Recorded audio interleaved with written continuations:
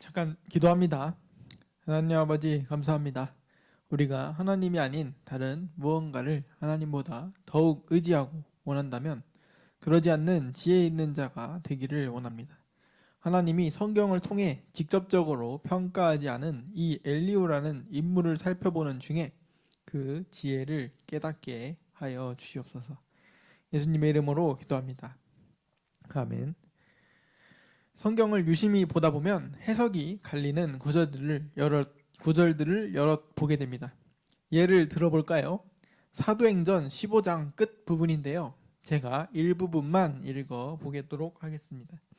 바나바는 마가라 하는 요한도 데리고 가고자 하나 바울은 밤빌리아에서 자기들을 떠나 함께 일하러 가지 아니한 자를 데리고 가는 것이 옳지 않다 하여 서로 심히 다투어 피차 갈라서니. 사도행전에서는 바울과 바나바의 잘못을 따지지 않습니다. 그냥 이 사건만을 언급할 뿐이죠. 그래서 이에 대한 해석도 매우 다양합니다. 먼저 바울이 잘못했다라고 말하는 사람이 있습니다.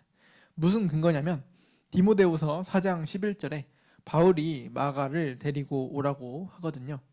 그가 나의 일에 유익하다면서 말이죠. 또 이런 견해도 있어요.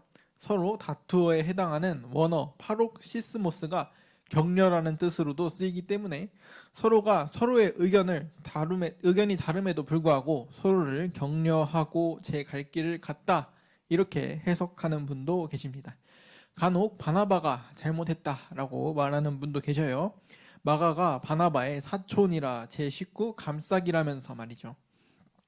하나만 더 이야기해 볼게요. 창세기 6장 2절입니다. 하나님의 아들들이 사람의 딸들의 아름다움을 보고 자기들이 좋아하는 모든 여자를 아내로 삼는지라. 여기에는 크게 두 가지 견해가 있습니다. 첫째로 타락한 천사들이 사람의 딸들과 결혼했다는 견해, 두 번째로 셋의 후손과 가인의 후손의 결합을 의미한다고요. 저는 개인적으로는 후자의 견해를 가지고 있지만 전자의 견해가 마냥 이상한 것만은 아닙니다. 흔히 이 견해를 반박한다고 내놓는 구절은 마가복음 12장 25절인데요. 사람이 죽은 자 가운데서 살아날 때에는 장가도 아니가고 시집도 아니가고 하늘에 있는 천사들과 같으니라. 그런데 잘 보시면 하늘에 있는 천사들과 같다고 합니다. 그러면 타락해서 땅으로 내려온 천사라면 장가갈 수 있지 않을까요? 그리고 창세기 6장 4절에 네피림 이야기가 나오는데 사람끼리 결혼했을 뿐이라면 이 네피림이라는 존재는 대체 어디서 나타난 걸까요? 그리고 천사와 인간의 결혼이라는 해석은 그리스 신화의 영향을 받았다라고 이야기하던데 그리스 신화에는 방주 이야기도 있거든요. 사실은 그리스 신화가 창세기를 모방한 게 아닐까요? 저는 이런 난해 구절에 여러 견해들에 관심이 많았습니다. 그리고 이 관심은 한때 제가 시험에 든 이유이기도 한데 분명 성경의 저자는 하나님이라고 하던데 왜 이걸 같은 성령어로 해석한다는 사람들이 이렇게 견해가 다를 수가 있을까라는 생각이 들었기 때문입니다. 난 이런 거 관심 없고 아무튼 하나님 믿는다, 이렇게 말하는 분도 계실지 모릅니다. 그런 사람들은 믿음의 은사가 있으신 분들이에요. 그런데 저는 순수해서 그런지 하나님이 썼다는 성경의 해석이 다르면 안 되지 않나? 이런 식으로 생각을 했습니다. 그런데 이 질문에 대한 답은 사실 간단합니다. 사람은 죄인이거든요. 사람은 인생에서 가장 성령이 충만했다고 여기던 그 순간조차도 돌아보면 죄를 지었던 순간이 있습니다. 예를 하나 들어볼게요. 올해 초에 한참 축사붐이 일던 시절에 가만 들어보면 축사를 핑계로 정죄를 하던 모습도 분명 있긴 했습니다. 우리는 성령에 사로잡힌 그 순간조차 육신의 영향에서 완전히 벗어날 수 없는 것이죠. 그리고 하나님은 그런 우리를 통해 합력하여 선을 이루기로 작정하셨습니다. 성경을 해석할 때도 마찬가지입니다. 사람은 자신의 경험이나 가치관을 결코 완전히 배제할 수 없습니다. 예를 들어 마르틴 루터는 야고보서를, 칼뱅은 요한계시록을 별로 탐탁치 않아 했습니다. 엄연히 66권의 성경인데 말이죠. 그런데 하나님은 66권의 성경을 이런 불완전한 사람들을 이용해서 만드셨습니다. 그들의 배경, 가치관, 문화 등등의 악한 것들을 하나님이 선으로 바꾸신 것이죠. 오늘 본문의 엘리후도 마찬가지입니다. 욥기 32장을 참고하면 그가 성령에 힘입어 말한 것도 사람의 눈치를 보지 않고 솔직히 이야기한 것도 다 사실입니다. 완벽히 잘못한 욥의 세 친구들과는 다르게 엘리후의 의견은 꽤나 세련됐고 얼핏 들으면 정말 맞는 말 같지만 아쉽게도 욥에게는 적용되지 않는 말입니다. 34장을 한번 봅시다. 5절, 6절이에요. 욥이 말하기를 내가 의로우나 하나님이 내 의를 부인하셨고 내가 정당함에도 거짓말쟁이라 하였고 나는 허물이 없으나 화살로 상처를 입었노라 하니. 자, 맞는 말입니다. 욥은 의로웠기 때문에 이렇게 되었습니다. 오히려 욥이 의롭지 않았다면 사단이 욥으로 내기를 신청하지 않았을 것입니다. 그리고 욥 자신은 옳은데 친구들은 자꾸만 욥을 거짓말쟁이라고 합니다. 7절부터 9절까지 엘리후는 욥을 정죄하고 있습니다. 욥은 하나님을 비방하지 않았습니다. 그저 사실을 말했을 뿐이지요. 하나님을 기뻐하나 무익했습니다. 물론 정말로 하나님을 기뻐하는 사람이라면 욥과 같은 형편에 있을지라도 하나님 한 분으로 만족할 수 있겠죠. 그러나 그게 안 되기 때문에 욥은 계속해서 앞에서부터 해결자, 판결자, 대속자, 구원자를 찾았죠. 엘리후는 이 점을 간과하고 말합니다. 10절부터 12절까지 엘리후는 욥의 세 친구들의 지혜를 다시금 이야기하고 있습니다. 하나님은 악을 행하지 않으시고 사람의 행위를 따라 갚으사 각각 그 행위대로 받게 하시죠. 맞는 말이긴 한데 그게 지금 당장은 아닙니다. 아직 죄 문제가 완전히 이 땅에서 해결이 안 됐거든요. 저번에 이야기했듯이 우리는 에덴 동산의 때를 회상해야 하고 예수님 다시 오실 그날을 회상해야 하지만 그때 이루어질 하나님의 통치가 지금 당장 완벽하게 이루어지는 것은 아니죠. 13절에 누가 땅을 그에게 맡겼느냐라고 말합니다. 그리고 하나님은 누군가에게 땅을 맡김 받은 게 아닙니다. 그분은 땅의 주인이시죠. 엘리후는 16절까지 하나님의 주권을 강조한 후에 17절부터 30절까지를 말하는데 요약해보자면 하나님은 의로우시고 공의로우시고 모든 것을 다 아신다고 말합니다. 하나님은 악한 자를 치시고 가난한 자의 부르짖음을 듣습니다. 물론 하나님이 때로 침묵하실 수는 있습니다. 그러나 그렇다고 하여 어떻게 땅의 주인이신 하나님께 무엇이라 할 수 있느냐는 것이죠. 그리고 그런 욥은 잘못했으니 회개하라고 합니다. 그런데 아이러니하게도 욥이 이렇게 이야기하는 것 자체가 가난한 자의 부르짖음이라는 사실을 엘리후는 모르는 것 같습니다. 욥은 육적으로도 영적으로도 가난한 상태입니다. 하나님이 없이는 정말로 안 될 것 같습니다. 그래서 하나님께 불평하기도 탄식하기도 합니다. 정말로 이것이 회개해야 할 일일까요? 혹시 엘리후의 말이 엘리후 본인이 얘기한 19절의 말씀처럼 가난한 자들 앞에서 부자의 낯을 세우는 것은 아닐까요? 엘리후는 31절부터 욥에게 회개를 요구합니다.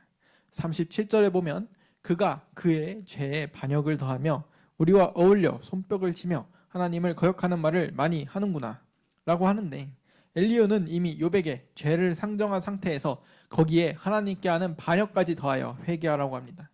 그러나 욥은 하나님이 선하다고 믿기 때문에 하나님께 따질 수 있었습니다. 하나님의 선하심을 믿지 않는데 자신의 의를 이야기해봐야 무슨 소용이 있겠습니까? 엘리후는 35장에서 창조주인 하나님과 피조물의 인간의 격의 차이를 이야기하고 있습니다. 먼저 2절에서 그대는 그대의 의가 하나님께로부터 왔다는 말이냐? 이 말은 어제 이야기했듯이 욥을 하나님도 옳다고 할 것 혹은 욥이 하나님보다 의롭다 둘 중 한 가지로 해석된다고 했죠. 3절에 그대는 그것이 내게 무슨 소용이 있으며 범죄하지 않는 것이 내게 무슨 유익이 있겠느냐고 묻지만은 욥이 의를 행하는 것이 무슨 유익이 있냐고 하나님께 따지고 있죠. 이에 대해 엘리후가 6, 7절에 이렇게 말합니다. 그대가 범죄한들 하나님께 무슨 영향이 있겠으며 그대의 악행이 가득한들 하나님께 무슨 상관이 있겠으며 그대가 의로운들 하나님께 무엇을 드리겠으며 그가 그대의 손에 무엇을 받으시겠느냐. 그런데 하나님께서는 그런 한낱 아무것도 아닌 욥을 자신의 영광이 걸린 사단과의 내기의 주인공으로 허락하셨습니다. 8절에 그대의 악은 그대와 같은 사람에게나 있는 것이요 그대의 공의는 어떤 인생에게도 있느니라. 엘리후는 그래서 욥의 말은 사람에게나 의미가 있지 하나님께는 아무 의미가 없다고 말합니다. 인생 전반이 욥과 같다고 욥을 깎아내리면서 말이죠. 그런데 정말로 그렇던가요?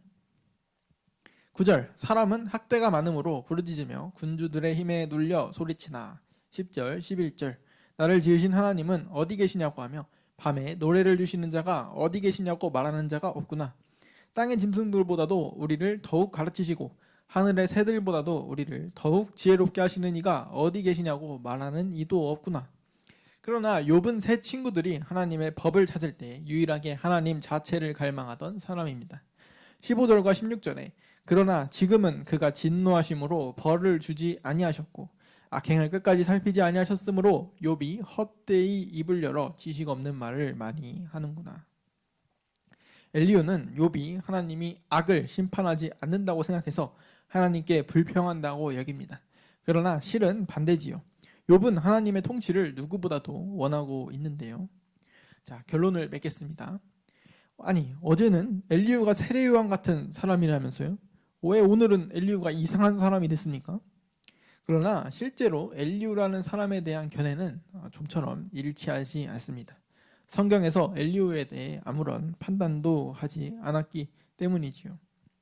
그렇다고 각자가 서로의 의견을 존중하십시오 같은 결론을 내려는 것은 아닙니다. 단지 하나님은 옳고 그름 너머에서 역사하십니다.